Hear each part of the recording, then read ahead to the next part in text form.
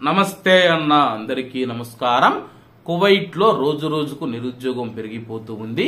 అలాగే దీనికి సంబంధించి public authority for civil information తన యొక్క తాజా గణాంకాలను విడుదల చేసింది.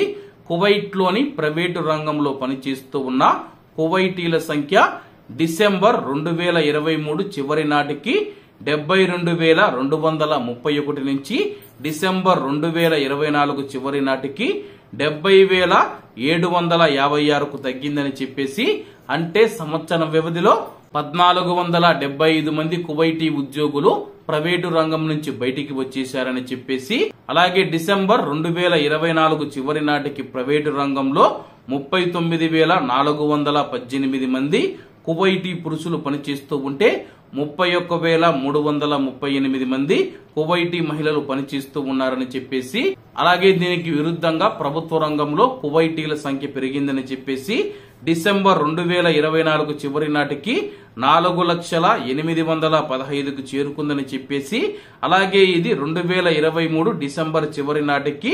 3,97,690 మంది ఉద్యోగులు మాత్రమే కువైట్ లోని ప్రభుత్వ రంగంలో పనిచేస్తూ ఉంటే సంవత్సరం వ్యవధిలో 3,125 మంది కొత్తగా ఉద్యోగాలలో చేరారని చెప్పేసి, 2024లో మొత్తం ప్రభుత్వ ఉద్యోగాలలో 2,07,011 మంది మహిళలు పనిచేస్తూ ఉంటే 1,93,804 మంది కువైటీ పురుషులు పనిచేస్తూ ఉన్నారని చెప్పేసి, 2024 డిసెంబర్ చివరి నాటికి కువైట్ లో నిరుద్యోగ కువైటీల సంఖ్య 33,307కు చేరుకుందని చెప్పేసి తాజా నివేదిక తెలిపింది.